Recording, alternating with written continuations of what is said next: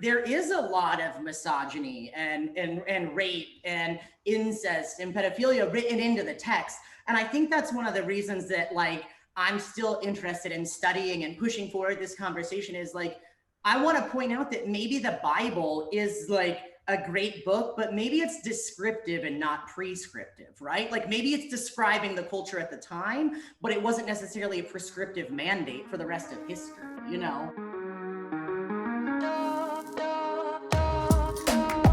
Hi, my name's Leo WT, and you have found your way to the Conversations podcast. Conversations exist to create spiritually minded conversations about life. We desire to create safe space for dialogue and community. We desire to come together regularly and intentionally to generate conversations about life, belief, and the intersection of the two.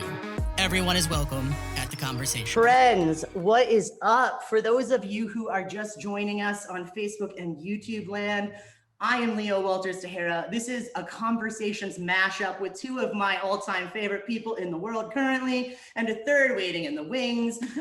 For those of you, Carly's our dedicated film person over here.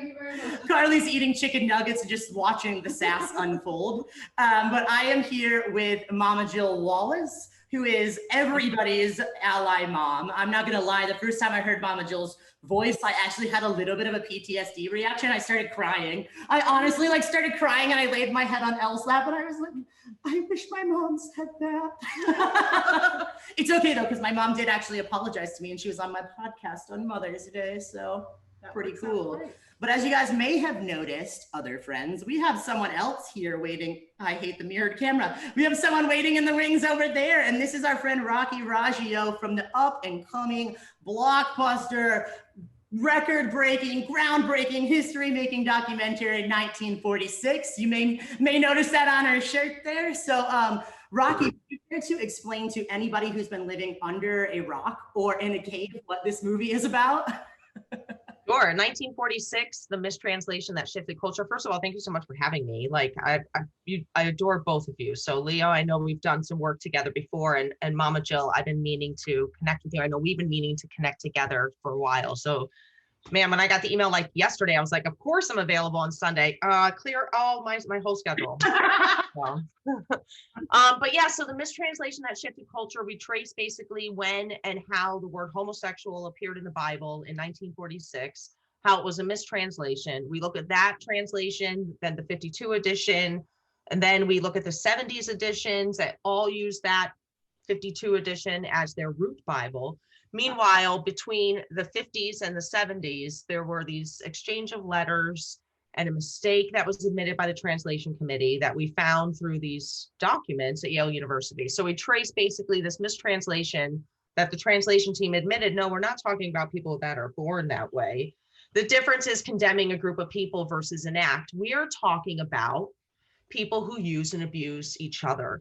And so these tangible documents are, in our opinion, going to propel a larger conversation where we can really then break down, okay, well, what are these two Greek words that were conjoined to mean homosexual? Where did they come from? What's their history? And so as we look at the history of not only those two words and the word homosexual and a word like sodomite, catamite, effeminate, male prostitute, abusers of themselves with mankind, all of these different terms that have been used, sexual perverts, when and where and how they've been placed in society, what has been our understanding of the context of the culture, the use of the language, like when it was first introduced, what it first meant, and how it's evolved over time, and how it's played out in the culture. So all these things are very important. So that's kind of what the film is, a little bit of history, a little bit of language, a little bit of, people have been calling it not my words, but our opposers have been calling it the documentary Da Vinci Code. As we travel to the basement of Yale University to pull out the archives to prove this, and of course they're like, even if it is true, even if they did admit it, who cares, and so they're ready to come at us, and we're happy to. People are always like, in my TikTok this week, people are like, show me the documents, and I was like, do you just want to go to Yale because like they exist? And I don't think anybody's really ready for that kind of heat yet. I don't think so. what was exciting to me about bringing you guys both on, especially in the venue of conversations, was that I think, Rocky, like you said, this film is a pushing us towards a conversation we need to have culturally. And what you're doing, Mama Jill, is bringing up a conversation we need to have culturally. And I just happen to have a program called Conversation. So once again, just here in the wings. But I think what you do a lot too is you start conversation from a different perspective. Like you're dealing, Rocky, you're doing this. You are, first of all, I know you're gonna make a sexy ass film because I know you got those skills, but you're also gonna put that history in it that we need to bring into when we're like, clapping back at people on social media. And you're like this aftercare maternal figure that's like, nobody off themselves. Jesus loves you. I am, but I think that I just really have this belief, Rocky, that we don't ever bring up, and I think in the LGBTQ plus community, like it's okay to bring up. It really wasn't that long ago since these same people used the Bible to try to explain that slavery was okay. Yeah. 100%. Yep. And it literally took, Christian white people to stand up and say, this is wrong, for it to change. Yeah. And I think it's going to take Christian parents to stand up and say, this is not okay. Yeah. This is something that we have, we learn and we do better. Absolutely. And that's a whole another part of the film that we look at, this history and church history, where they've been wrong, where they've apologized, and who has been on the front lines of reform. Yeah. And so whenever somebody says to me, can you really challenge 2,000 years of church history? Are you really going to go up against 2,000 years of sexual, education in the church? Absolutely. Because what happens is when you condemn a group of people versus an act, you protect the predator.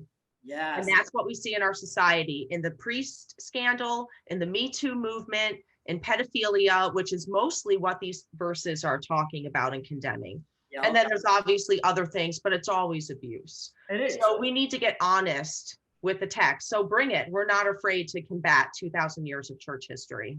Yeah, I get that question a lot too. Like someone was like, I don't believe in religion. It's all bullshit anyways. And then in one of my TikToks, I said, yes, I'm a Christian, regrettably. And people were like, well, why regrettably? To which I was like, have you met other Christians? Like, I don't know, they suck. You know what I mean? But I describe myself as spiritually non-binary, right? Because I see so much that cannot be encapsulated in just one religion.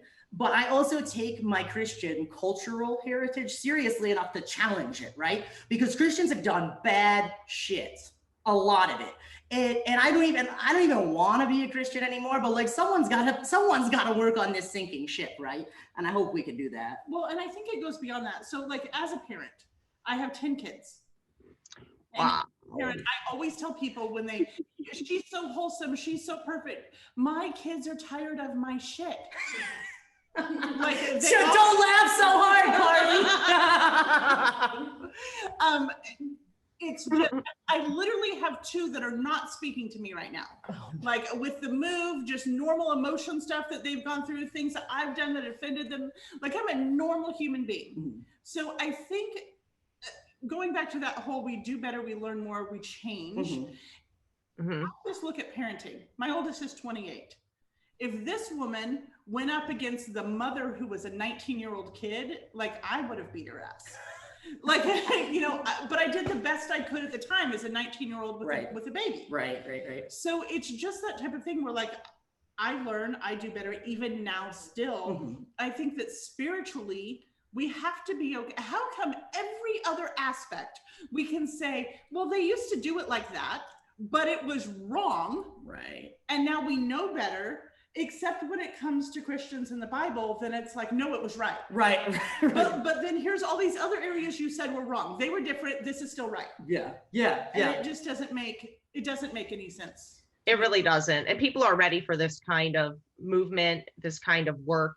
We had a bit of a kickstart with the work of people like Justin Lee and God and the Gay Christian, Matthew Vines. And that really put a little bit of a spark in the evangelical, approach on their now having to handle the LGBTQ issue. Mm-hmm. And so it's interesting how we see their doctrine change every single time they have to, what they consider is keeping up with the culture wars, you know, but they're the ones changing the language of sex education in a way that actually harms people. And things like complementarianism actually harms masculine men. Yeah. Because men who are taught that they can't be feminine at all, or that's a sin. Mm-hmm. I mean, it goes literally that extreme. If you show any sign of femininity, you know, you're sinning and you're wrong. Yeah. These men are holding in so much of themselves that they're then expressing it poorly in the culture. And we see this all the time. They're abusing their women. There's rape out in the culture, you know, they're expressing it and or abusing themselves with drugs and alcohol. Yeah. Ironically, I think you see a lot of similar problems that you really see come up in the Hebrew Bible and in the New Testament, because I'm not trying to be anti-Semitic in any way, but there is a lot of misogyny and rape and incest and pedophilia written into the text.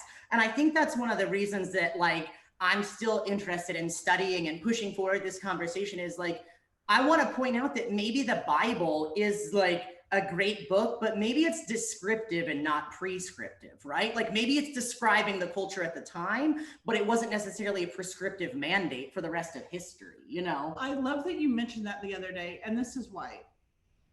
If today you were to, and people do this, but if you were to pack up, go to a third world country, mm-hmm. spend a year there, mm-hmm. study underneath their, whoever it may be, whether mm-hmm. it's a religious person, a medicine man, mm-hmm. it wouldn't matter much. Study under them. Mm-hmm. It makes sense for where they live. Like at some place they're like, you know, you need to give up all worldly goods right. and have no importance in order to reach God. Well, for them, that makes sense. Mm-hmm. They're literally living in a hut mm-hmm. to then teach them that they should be aspiring for all the American things. Stuff. Yeah. Go be American doesn't make sense. Yeah. So it makes sense for where they're at. Mm-hmm. But then if you took those teachings and tried to bring them back to the middle of Pennsylvania mm-hmm. or New York or wherever and say, I'm now going to live that way, mm-hmm. it does not make sense in your environment. That's a great analogy. It doesn't, it's not just not gonna make sense. Exactly. You're not gonna do the same things. Exactly. And so to me, when we are looking at biblical times mm-hmm. and then we're looking at today, there's so many other things. Yeah. Yeah. The world has evolved and it has grown. And I think that that's a dope part. Like, I love how this is also synergistic because I keep just floating back and forth, but like, Rocky, what you're doing and what frankly, what you're using your profession to do, which is super dope. We need good queer media, queer produced media. Oh my God, I need no more lesbians hitting on their students kind of things. Like I just need a well-made film. But I love what you're doing because you're artistically pulling out these translation things and you're pointing them out in the different anachronistic nature of like, this is what it was like then. This is what we understood in the 50s. This is what we understood in the 70s. This is what we understand now. And so I feel like what you're doing is just taking all of this really good, really real research and you're going to make it so palatable and accessible. And I think that's invaluable. You know what I mean? Yeah, absolutely. Thank you. Yeah, for sure. And the history and going through all of where we were during the time that the scriptures were written, mm-hmm. which was well over, you know, how many years? You probably know how many years it was written, hundreds of years, you know, thousands. Christ, if you're talking about the Torah, I mean, that's the oldest you got, you know what I mean? So to where we are now, you know, so, and that's what Kathy Boldock's work is basically, if anybody's familiar with Kathy's work. So she's one of the lead researchers in the film. And so she'll lay those historical foundations for us. And her work basically looks at how the LGBTQ community has been specifically discriminated against by the church throughout time. And so as she's looking to answer that question, what's going on in our understanding of the Bible, the scripts, like who wrote the Bible and their understanding of the time, and then, you know, what was going on in science, in the church, in the military, and our understanding of human sexuality, psychology. She looks at all of these different things. So it's a really great, it's a lot of stuff to edit, as you can imagine, to try to make it out. It's got to be like editing hell. Yeah, exactly. So in so many ways, it's like as we're evolving as human beings, it's one of the last things that we have to overcome. Yes. Yeah. That we have to say, you know, you need to be treated equally regardless of your religion. And people have been through horrific things because of that. And then of course the color of your skin. And now it's, you know, it's also this, it's been interesting on TikTok, especially. I'll have people reach out where they're just like, I said something when a lot of the Black Lives Matter stuff was up in ends not that long ago. I made a TikTok where I was like, I do not understand what it's like to have a Black son, but I know what it's like to have a trans son. And I still worry every single time he leaves the house. Who are you going to be with? Is it okay? Are they secretly transphobic or homophobic? Is he going to be killed? Is he going to be raped? Is it going to be like, so even though I couldn't understand what another mother's going through, I understand the fear of my kid every single time he walks out the door or I hang up the phone. I don't know if he's going to be alive because of a hate crime the next time I see him. Yeah. And that's just something that I just feel like there has to be a way to solve it. The interesting thing, when I talk to parents, the thing I get asked most by Christian mothers is, if I support my child, am I going to go to hell? Oh, wow. Yeah. I've heard that. Yeah, I definitely wanted to tell you that, Rocky, because that is the thing. That's when it super comes weighty. to, nothing comes close to Christian mothers telling me that one thing. So, and it doesn't matter why they wanted to first start talking, like, how do I go in between with my ex-husband, or how do I tell the school, or how did you do a name change? It doesn't matter what it is. The one thing is, the only thing that holds me back is I'm worried that if I love them unconditionally and then they stay gay, because, you know, we could just, that they stay gay, then when they're done, then I'm going to go to heaven and God's going to punish me because I didn't lead them to the right place. And my thing with that is, you know, I have had 2 children that have been, as teenagers, in mental health inpatient care. It's hard enough to keep your kids alive. Especially when you're dealing with gender dysphoria, LGBTQ, or I have cisgendered straight children that just depression and anxiety. Like, it's hard enough. And so I just feel like when I'm kneeling at the feet of Jesus, I don't want to be like, oh, well, don't worry. I let them know that you hate them and everybody hates them, and they took themselves out. So I saved all other 9 kids from being poisoned. For me, I'm 5 for 5. So I guess I'd have to take out 5, but you know what I mean? Like, it doesn't make any sense that is somehow the better answer. Yeah, and I think that's so intersectional. I love it. But that's so important about the work that you guys are both doing collectively too, because I always think of it as a trans person and as a queer person. But in talking with my mom, which I did a couple episodes back on Conversations, I really was kind of struck by the weight that a Christian parent of a queer kid must feel, right? Because when you love your kid, of course, you're not trying to like see them go through pain, or furthermore see them go to a eternal torment, which I don't happen to personally believe in. But I think that the film and your social media presence stand as much to benefit those parents as it does the queer children, which is something that I always forget about, and I'm reminded every time we talk. So I love that, especially as a parent of a Black trans man, you know, like Elle and I hit that marker all the time, you know what I mean? So I think that's going to be really dope about the film, to be honest. And I hope we can keep putting it out there. Yeah, I think it will absolutely be great for the community, because there are so many people who are hungry for that, that do. There's always going to be, there's always going to be racists in this world. I wish I could fix it. There's always going to be transphobic, homophobic Christian people that they're so closed off, you're never going to get to them. But there are so many people who just, I know it sounds silly, but like want somebody to rationalize and to reason and say it's okay for them to do what they've been trying to do, but they're torn. And I think whenever I talk to a child who tells me specifically, like, do you hate parents who are like this or whatever, I have a ton of empathy for those parents, because even though I think they're completely wrong and what they're doing is horrific to their child, they're doing it because they love their child so much, and they fully believe if I don't get this out of them, they're going to hell. Yeah, absolutely. 100%. And I know, I always say, like, I wouldn't have wanted to have to parent me because I knew I blew up my mom's theological world when I came out. You know what I mean? It took me 5 years to come out, so I got to give her 5 years at least to come around. But speaking of parents, Rocky, how has your relationship with your dad been developing as this book's been going along? Or as this process has been going along? And how is his book? Are you guys chatting? Like, what's the scoop there? Because I know he's going to be in the documentary, right?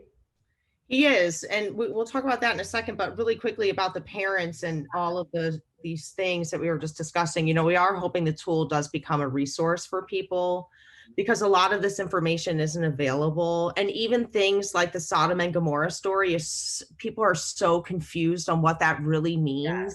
Yes. And it just boggles my mind, you know, like it's so simple. And so we're trying to break down some of these themes, and we have experts on both sides that'll tell us what we think and hopefully what they think these verses mean. And we want people to walk away leaving with their own assumptions. But at the end of the day, the research that Kathy and Ed are going to be presenting, it's undeniable. You know, and so we are working to present the themes with a finesse and an understanding that this then will lead people to a realization, if they can get there, that they're wrong, that they've been wrong, that their parents have been wrong, their parents' parents have been wrong, their pastor's probably wrong.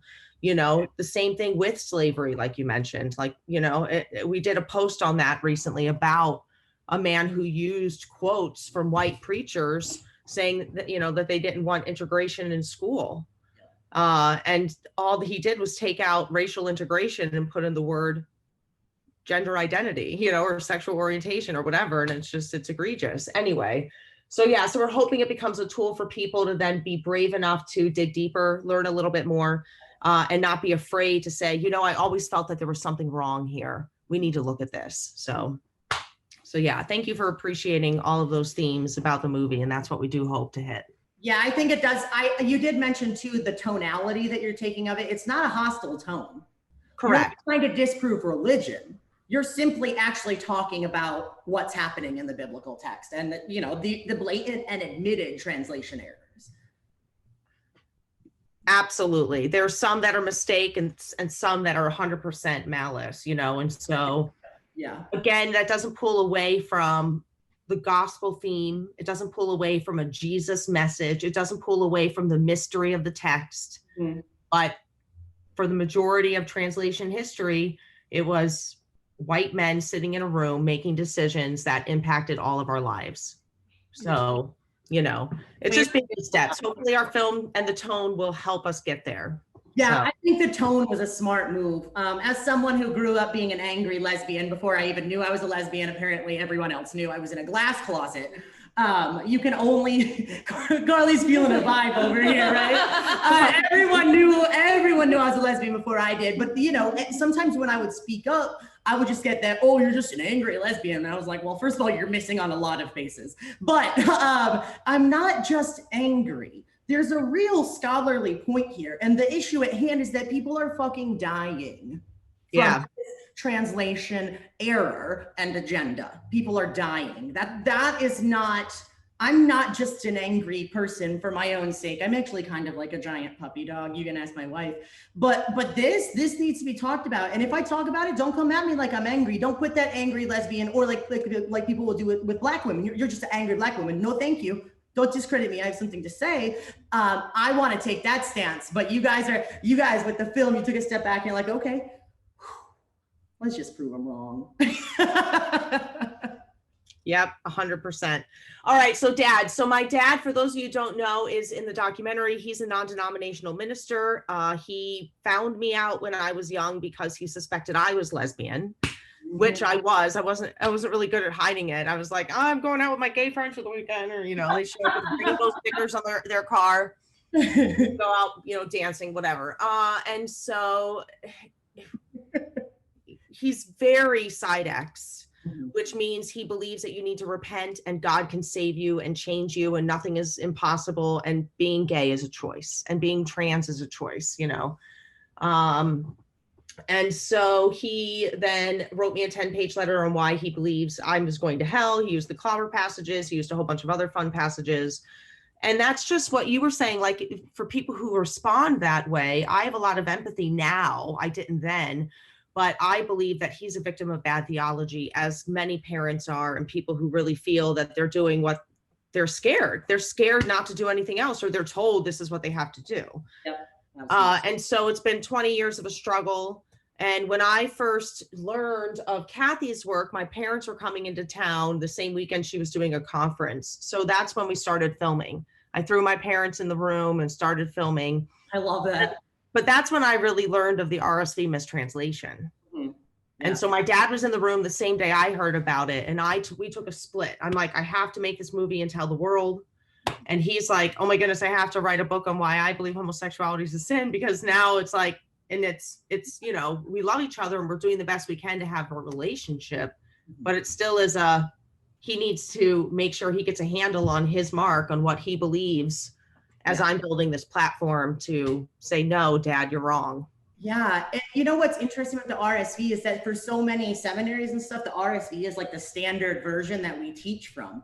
And so I think that really amplifies the magnitude of the translation error, right? Because the RSV and the NRSV are considered to be the most scholarly, accurate versions of the Bible. And that's where homosexual is coming in. And so you see someone today on my TikTok was like, oh, it doesn't matter, all the versions are the same. And they tried to say that the Message version was a translation, which it's not. It's a paraphrase. Like I'll go there all day. Right. I have the Message version sitting on my desk, writing back to them. But I think the only reason I'm going to seminary is to clap back, to be honest. But you know, someone was like, oh, big deal. If you change the words, it's still the same message. Bitch, it's not the same message.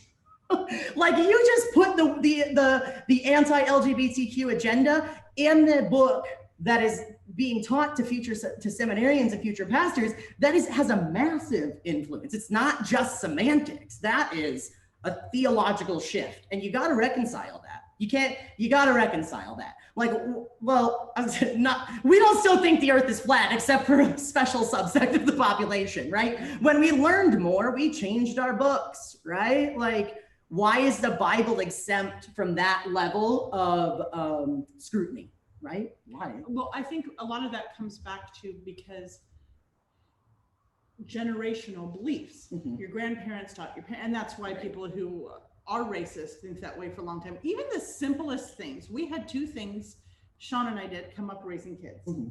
One thing that my parents had told me and his parents had told him was, turn your light on next to your bed if you're going to read your book. Don't strain your eyes. And the second thing that we had been taught was, don't crack your knuckles. You're either going to cause arthritis earlier or cause joint issues. Right. Both of which I've had multiple pediatricians tell my kids, well, for them, it's the eye doctor. I've had two tell my kids, read in the dark all you want. You're just exercising your eyes. And the other one, my daughter cracks everything. And her pediatrician was like, you're not doing any damage. Because my husband's like, can you please talk to her? She's like, crack them all you want. And he's like, that's not what I'm paying you for. But it's just one of those things that we had zero knowledge. Mm-hmm. We never even looked it up online in a medical journal. We didn't care. Right. But our parents told us what to do. And so that's how we parented. Right. And so to get rid of that, you do have to first say, oh, yep, this is wrong. This is wrong. I was wrong. Yep. My mom was wrong. Yeah. Yep. My grandma was wrong. Yeah. You know, you bring up a really good point with the generational stuff, and I just adore you. I'm so sad that Mama Jill is leaving. Like, you don't even understand how sad I am. I was like, oh my God, Olan's up and coming, and then she's moving, and I was like, fuck me. But there is a certain experience. Like, for me, I actually just interviewed some LGBTQ Amish people on Conversations last week, and it was an amazing conversation. But I really was vibing with them over this idea of shunning, because in the Amish faith, you just are not LGBTQ. And if you leave the Amish faith, the thing about it is you don't just leave, they shun you. So they're like, you're going to leave? Well, we're going to shun you. And I really resonated with that because of my coming out experience, because my family is very generationally Christian. I mean, super generationally Christian and also super white. Like my family has layers on layers of this. And for me to come out, I had to disavow my entire identity. It wasn't just my family. It wasn't just my friends. It was my sense of vocation. It was my educational future. And it was my personal sense of what I felt like I was supposed to do and be in the world. And one of the things I'm really excited for this film is to let people who were Christians know you don't have to give up your culture. Because ultimately at the base of it, evangelicalism isn't a denomination, it's a culture. And evangelicals are by and large the most loud and staunch anti-LGBTQ voices. And so for me, I don't even have an ethnic makeup. I don't know what I am. My mom was like, you're white. And I'm like, Mom, white's a crayon. White's not like, you can't go back to the land of white. You know what I mean? So my biggest cultural touch point was church. And every resource that comes out, I have grown a lot. My theology has changed. I am a whole damn different gender than when I started this religious journey. But in some respects, your film is giving me back my culture. Regardless of how I've evolved as a person, I will still always have that in the seat of my being. And I think it's really important to tell religious LGBTQ people, you don't have to choose, right? Because for people, like, you can't be gay and Christian. And I'm like, watch me. You know, that was one of my last TikToks. It's like, watch me be gay and Christian. Like, you can figure out what you want to do with it. You can be mad. You can rail against me, but you can't say I'm not here because I'm fucking here and fucking queer. And I think that you both are in your respective works and in our collaborative works, you know, we're giving people their culture back. And I think that's really important and anchoring, right? That's like deep. Yeah, I've had people definitely reach out to me and say, I've picked up my Bible again. Mm-hmm. Oh, wow. I'm praying again. Mm-hmm. I'm doing this or that. And so, and it's one of the reasons people come on all the time and they're like, well, I'm atheist or I'm Jewish or I'm Muslim or do you accept me? Or I'm like, I don't know what part of I'm not here to judge anybody, nobody's getting. Yeah. But yes, you're welcome and you're accepted here. And so I just think that having that connection again for some people, because if you're Christian, like it's in you to your core. And I wasn't raised with it. I gave my life to Jesus at 17 on my own accord. My mom's the biggest hippie I've ever met in my life. So, but for me, every time I need center, for me, that's God. And to tell me that I can't have it because of skin color or how I'm praying or where I live or who I love. Or if I'm saying Allah or God, like there's so many facets. Absolutely. Yeah. And just the same as, you know, and it just comes down to all this thing where I'm also, in the beginning when I first started, I was like, oh, how much do I need to be filtered? And then I was like, no, fuck this. I drink, I have tattoos, I will cuss you under the table. Like that's who I am. And I promise you that that's, despite how everybody shows up in church, they all have a version of that at home. If it's not you cuss and you drink, then maybe you're punching holes through walls, or maybe you're looking at pornography, or maybe you're dating your secretary, or none of us are perfect.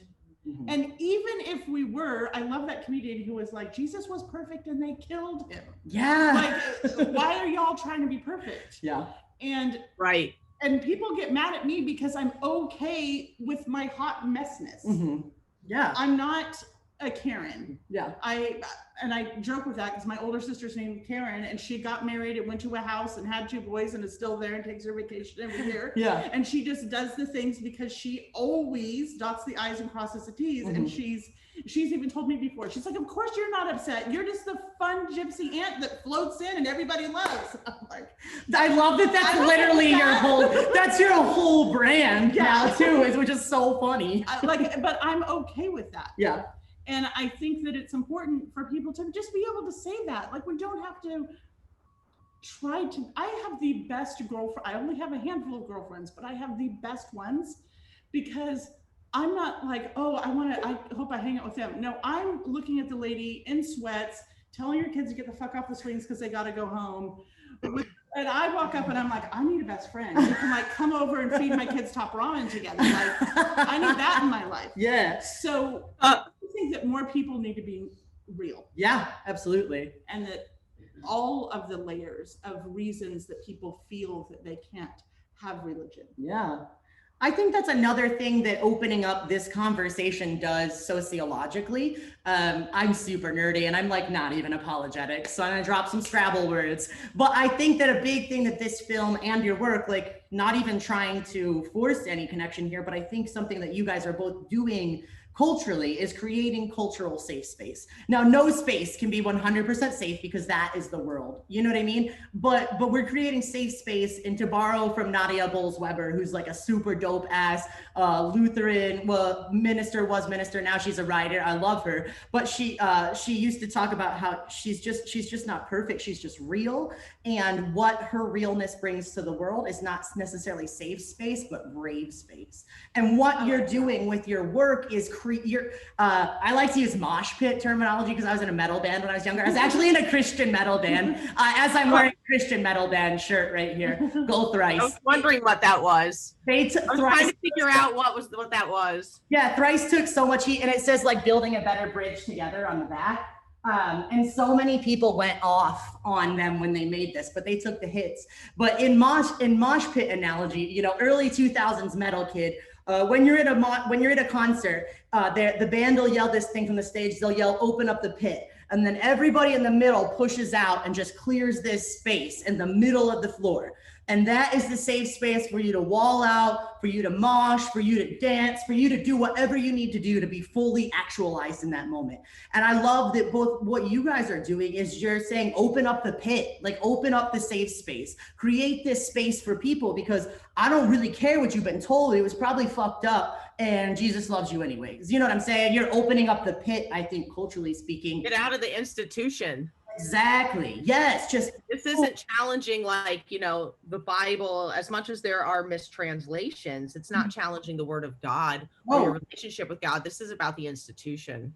Oh, you know. Exactly, because it's not about you're not saying fuck the Bible, hail Satan. Like what? That's not what you're saying. That's an imaginary narrative that people have in their brains when they think about people like us. All we're saying is you can believe this if you want.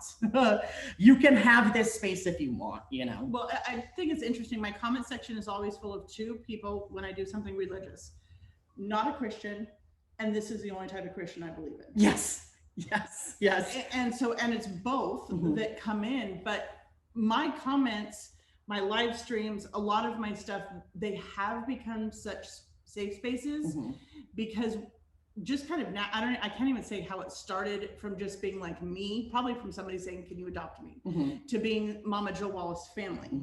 And so it's impossible for me to be in my comments.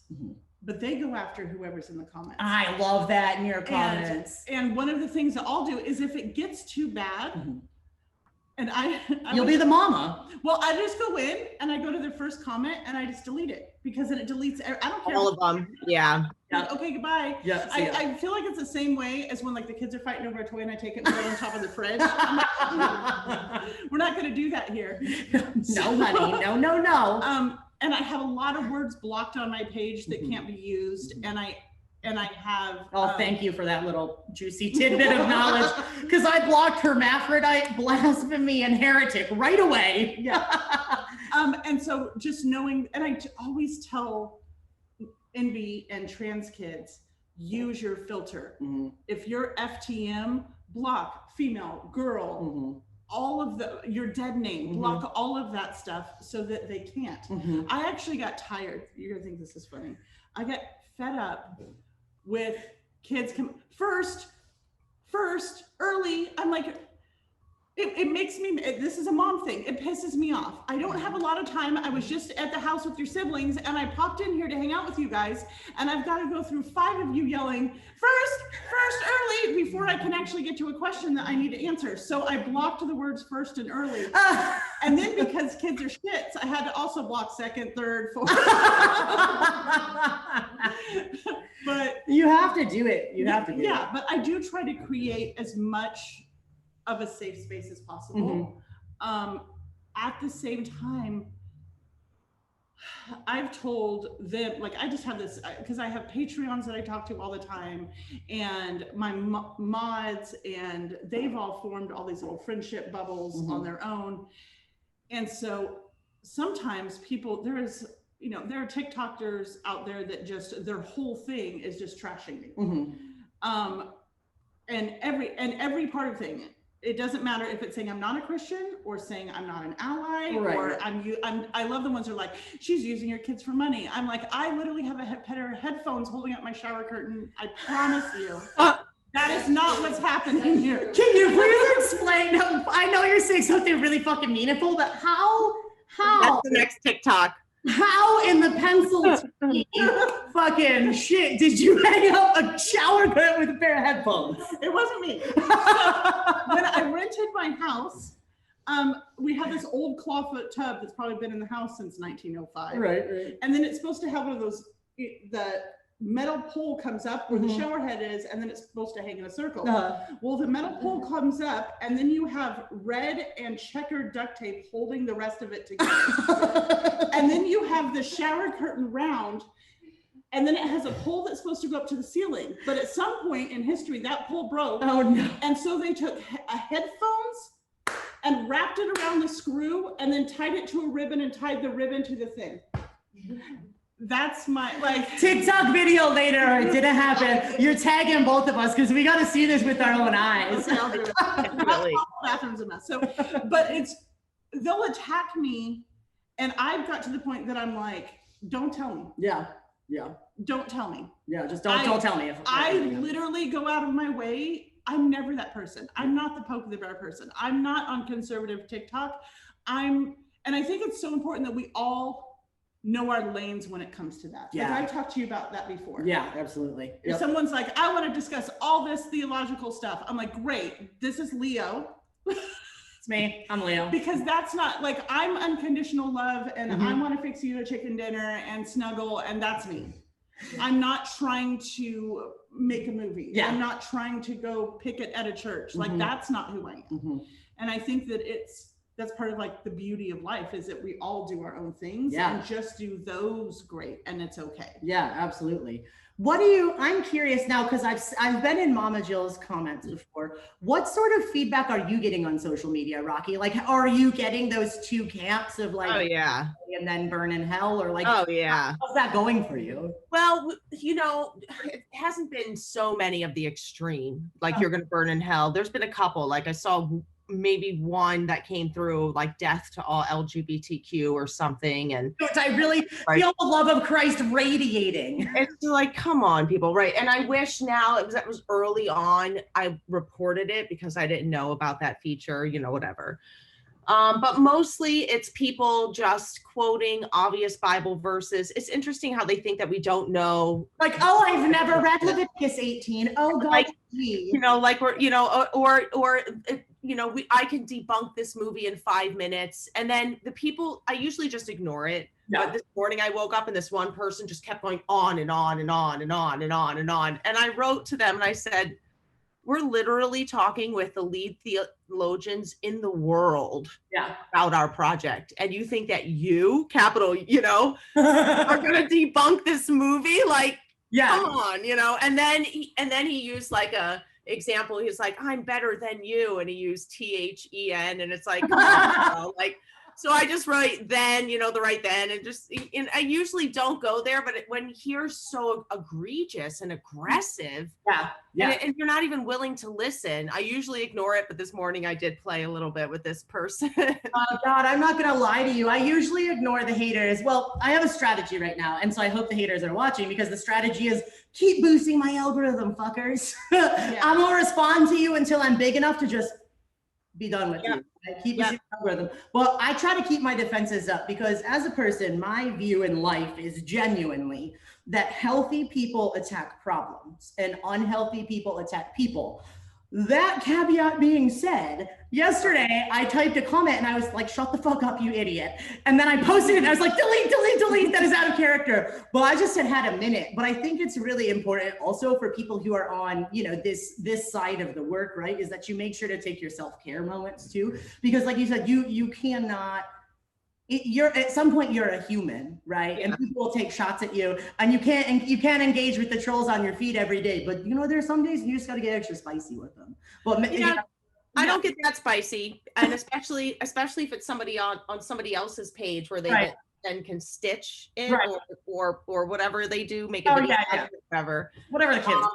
But I usually just curse privately in my home, or you know, my cat hears it a lot. So yes, my support team, that is what I do with my support team, also known as my family. And I'm like, oh my God, Elle, blah, blah, blah, blah, blah. And she's like, I love you, it's okay. But then now she'll get on my feed and really come out, because let me tell you, if you've ever had a Latina in your corner, you'll never lose. I sometimes people will put a comment and it makes me so mad. And then I'll film this like raging clapback TikTok, and then he'll go, you know, you can't post it. You're like, stop being unconscious. Yeah. Why did I bring you here? He's like, I mean, you can, but it's going to get taken down, and then your page is going to lag because you've had videos done. Exactly. Fine. But was I good? Right. Did I make the point? Because that's all I need right now. I'm so mad. But that's so funny. What's up? Is there anything you've really like learned about like either the biblical interpretation or the world as it views the Bible as you've made this film? Because I'm sure we've all had lots of revelations in our own circles. Once you start speaking up, you start to see things differently. Has there been anything that's like changed your perspective, like on how important this movie is, or is it kind of fulfilling what you thought this movie would be? Yeah, I mean, I would just say that it's been rewarding to see all of the things that I kind of had a feeling that the doctrine I was being presented, there was something wrong. There was always something off. Like, I didn't really know that I was gay until later, but I do remember at the age of 2, the deacon pulling my mother aside and saying, oh, you're going to have trouble with this one, because I was asking questions and not taking, you know what I mean? And how dare so you? Like, how dare I ask questions when I'm like, wait a minute, we're just supposed to believe that this happened? You know what I mean? Big boat, world flood. The lions didn't eat anybody on the ark. Totally. If I were born a boy, I'm sure I would have been viewed differently. I would have been looked at as a leader and not a troublemaker, a woman that needs to keep her mouth shut and go back into the nursery, you know? Sure would have. Yeah. Oh my God. It's such a different expectation when you're born a girl, because it's just like the image of the angry lesbian or the angry Black woman. The second you exercise your voice as a female, you're just angry. You're not smart. Your lady brain process the range of emotions, right? Because it's a lady brain. Yeah, exactly. And so these themes are very common throughout history. And again, it is important to look at our understanding of science, because, you know, even our understanding of human sexuality affected how we thought men and women thought. Yep. Women were inferior thinkers. Not only were they inferior in many other ways, according to the men who did the studies, but it had to do with the blood coming through and getting to their brain. And that's why men had erections. It's this whole, we don't need to get there. And what you know, so they're smarter, and women are cold, and they don't get the blood that they need to rush to their brains, and that's why they're not intellectually smart. Like, this is really what people thought. Yeah, no, it is. So those cultural themes about why, you know, men and women, whatever, that's a little bit kind of in the movie. That's a lot of Kathy and Ed's work. That's a whole other rabbit hole we don't need to go down right now. So what I'm saying is I hear a 1947 in the works, right? Exactly.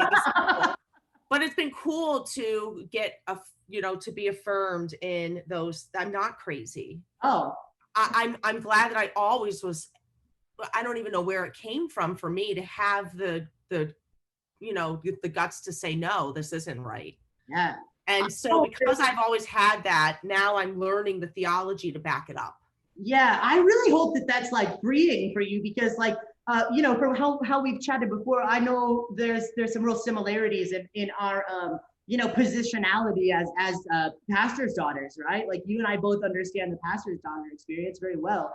And I hope that there's some like confirmation for you of that like holiness that was already in you. Because I think I think questioning your faith is the goddamn most holiest thing you could do. You know what I'm saying?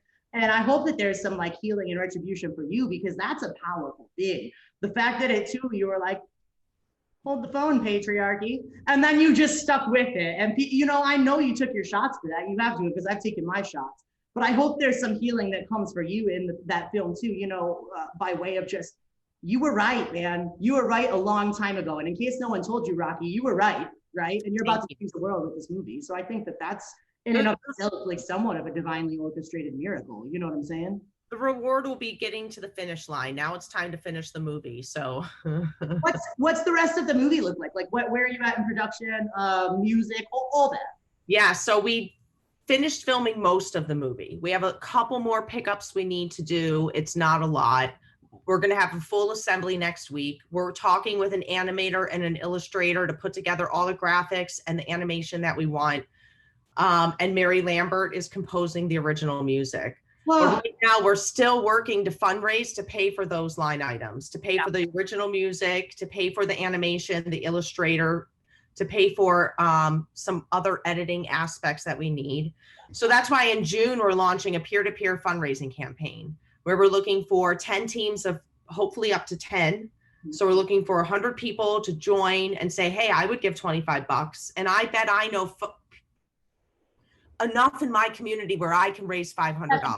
Let's set the bar high. I know 700. I know. So, well, there are prizes where if you raise up to $5,000, your name will automatically go into a hat where you can win a trip to come film with us. And we think that trip's going to be at Yale University. We're working on that being the actual trip. You come out, you hang with the filmmakers, you get to see us in action. I'll see you later. That's an all expenses paid trip. And then there are some other cool prizes like a jean jacket, a 1946 jean jacket. That is dope. Yeah, it's super dope. So, you know, we make it easy and we make it fun. And then there are teams, you can meet community. So if you believe in the project and you give 25 and you think you can find 500, you'll want to join a team. If not, there are other ways. Really, the easiest way to help support the movie is just share. Interact with the page, share, repost, duet, stitch, get as many people to find and follow us, because we're going to be advertising this over the next especially week. Yeah. And we'll find hopefully the 100 people to join the teams. If we get more, great. If we get 10, great. We're going to fundraise anyway, you know, and we're going to raise as much as we can to continue to move forward. And if we don't hit our goal, we want to finish by the end of, we need to finish the edit by, well, let's see, mid-August at the latest. Because we have to give Mary Lambert 4 weeks to do the original score. So, I think the first way I actually heard about the film was I follow Mary. As we all know, she has composed what may perhaps be the most gay hymn that I've ever heard in She Keeps Me Warm. I was listening to it I have a big speaker right over here. You can't see it, but I have a big speaker, and I was listening to that song on like full blast. And we actually, that's what that's what my wife walked down the aisle to, was She Keeps Me Warm. Because when we met, you know, like I was a female when we met, we started dating as lesbians. And Elle is she's a really big lesbian, but I was so pumped to see that Mary was involved. And that's how I that's how I originally came in contact with the film. And I've just been like, I almost wish I would have found out about you guys a little bit later, because I have been waiting for this for so fucking long right now. But I'm really excited to see that she's on board, because I think that's going to help too. You know what I mean? When you're bringing in big hitters like Mama Jill Wallace and Mary Lambert, you know. Yeah, I'm so excited. Let's do it. We are going to have a competition too soon where we can get everyone a chance to be in the movie. So the next competition we're going to have after the fundraiser in July, I'm going to launch where people can submit their testimony, how they've either been hurt by the church or something that excites them about a reformation, what books inspired them, but more specifically, if they've been influenced by Kathy Boldock, the work of Ed Oxford, the work of 1946, the movie, the TikTok presence of progressive Christianity, like where we're going as this movement. And so I'll draft that up just like the other proposal with, you know, instructions, and there'll be a release form. But we'd love to get people to, you know, see as many people as possible, like maybe in the third act, a montage scene of people just saying, you know, either, again, how they've been hurt or how they find hope, you know. people, right? Between the two I of know us. a couple gays. Just a couple gays we could maybe help. Yeah, Get on board exactly. to help. Yeah, it'll be great. So if we can launch that in July, we would have, you know, a couple months to sift through all of the submissions and see what we can put together and show a beautiful collection of our community at the end of the film. Very cool. You know, right, exactly. So people can feel that we can go somewhere with this. Yeah. And I mean, we exist in numbers. I actually read an interesting study about rural people and rural LGBTQ people in America. And I'll post a link in the show notes for this, but there's between 2.8 and 3.9 million queer people in rural America right now. So I'm actually undertaking a research project for my studies where I'm interviewing queer people, and I'm talking rural queer people. I'm talking to them about their understanding of orientation, their ecological location, so where they're at, and their sense of spirituality. And so it's really interesting to me to see how many of us just are here and are queer, and not just in the cities. And I think that would be a really powerful thing, definitely, to add to that movie. Just how many different faces are up there. Like it is undeniable that this is a thing, and that we are here, and that we are valid. And moreover, we're asserting our validity, and we're not depending on you guys anymore. Right. That's one of the big changes that's come with TikTok. Yeah. As people are coming out of quarantine, I just keep watching. A TikToker will say, hey, this is where I live. Mm-hmm. And I saw a couple, it was a lesbian couple, and they're like, everybody keeps saying, oh, I wish I could hang out with you and my friends. You know, we're going to go to this pier at the beach on this day. And there ended up being hundreds of queer people who just showed up with a cooler and a blanket. Yeah. And when they did the video, they were like, some people did not know one queer person in the whole area. And this was in like an LA type area. Yeah. You know, other people brought friend groups and relationships, and That's so many things were made. And I'm starting to see other people do that. Oh, let's do a picnic in the park. Or because of TikTok, now they're able to say, oh, wait. Yeah.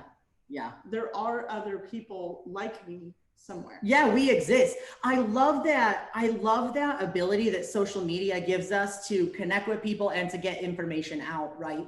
Because there's so much, and we just used to be so cloistered and stuck, right? Like I was a rural queer in Pennsylvania, and I didn't even know it because I didn't have an exposure to other queer people, let alone a documentary to explain my validity. But now we can take this tool, right, of social media, and we can use it as a tool. Like it can be awful, but it can be great. And that's what we've got to do, is like turn the tide and use our tech savvy, use our personality, use our whatever it is, and pull people together. Because I think ultimately, I guess now is as good a time as any to announce this, but I'm actually writing a book. I'm about 2-3 chapters in, and the idea, the title is going to be Queering Church. And I think what we're talking about right now here collectively is a lot of what I want to write about, which is the church was queer by definition. The church was queer when it was born, because originally in Christianity, it wasn't monotheistic, it was henotheistic. Henotheistic means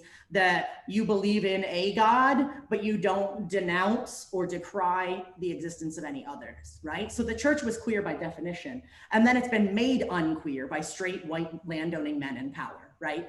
And we have a chance right now to stand up and to change that. And so in Queering Church, I want to talk about how we can re-queer the church and build that community and acceptance that we all need so much. And I think projects like just getting people together using social media, pulling out facts that are already there that should have been out a long time ago. Things like that are really going to allow us to queer church, to queer culture, and to bring people together and dissolve binaries. And I think that's like a beautiful thing.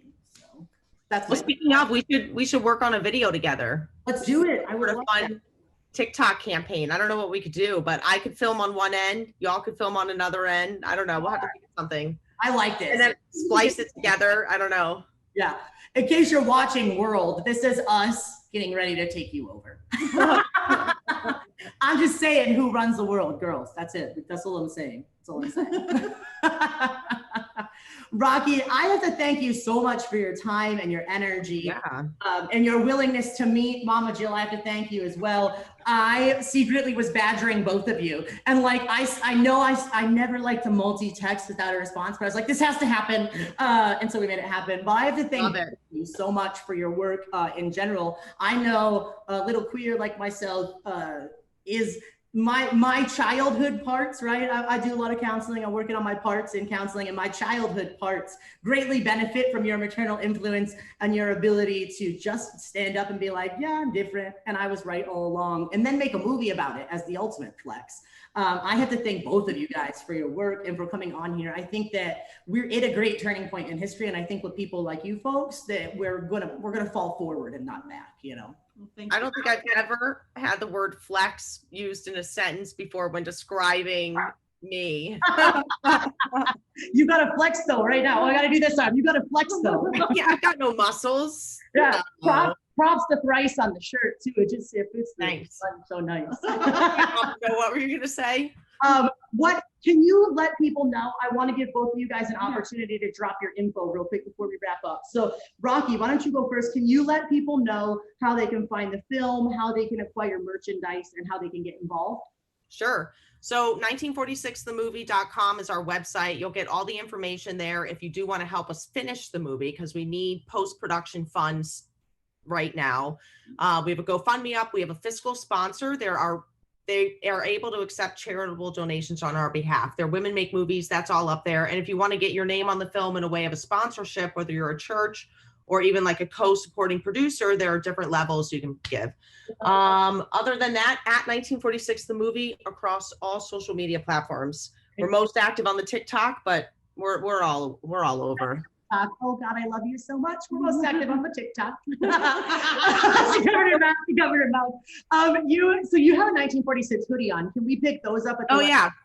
All on the website too. But we have links in our bio. There's a linked tree that takes you to a whole bunch of stuff, but it says merch, and then there are instructions to take you to the Etsy page. Okay. There's a link tree on the TikTok for the Etsy. I know. I always watch the Netflix, or, it's always the Instagram. I mean, listen, we both have the age of the phones and the kitchen with the long, string. Get out of here. Oh my God, I love you more every time we talk about you. Mama Jill, how can people follow your journey, your move, and your upcoming new additions that you have on social media, right? Yes. So the easiest way is mamajillwallace.com. And then you can easily find everything. I also am Mama Jill Wallace across all platforms. I've just started the YouTube. We are moving from Pennsylvania to Arizona. So there will be just, some different content while we're kind of documenting this move, especially because Carly and I are going to get started. And so I am having to leave the 3 little kids that live with me, Jaden, who's FTM trans, Hagen, who's bisexual, and my little Moxie here with Sean and his mom. Oh, you blew it up. I was just going to make a joke about you leaving, throwing some ramen in the house and moving out. And so it'll be a month to 3 months that I'm separate from the kids. Wow. So, but it'll be well wishes is what I need for sure. It's a move that you feel is like, we're super excited. Yeah. So we're going out first, and then Sean is bringing the kids out to follow. He is moving out there as well, because we both want to be in their lives all the time. Very cool. And but yeah, that's the easiest way to either check out the website or to just. I'm really excited for your YouTube. I can't wait. I know. Yeah, it sounds awesome. I'm excited. One more social media platform to piss off the haters. Well, Rocky, thank you so much. Your energy, your personality, your curls, your hair flip, it's all giving me life, my friends. Thank you for what you do. Mama Jill Wallace, your eyelashes are on point. You are one of my favorite people. I will never forget the first time you made me cry when I heard your first TikTok. But thank you for doing what you do. Everybody who's watching, please go support these 2 fantastic creators. These are people who are doing real shit in the world. And the least that we can do is to help them out. The most we can do is to join them in whatever way possible. So thank you for watching Conversations. Please watch 1946. Please follow Mama Jill Wallace, and we will see you guys later. If I was Bailey Sarian, I would go, bye. Have a good day, everybody. See ya, guys. Oh my God. This has been the Conversations Podcast. Thank you so much for joining. If you have any questions or comments or just want to get involved, feel free to join the conversation on social media. You can find us at Conversations Official on Facebook, Instagram, and YouTube.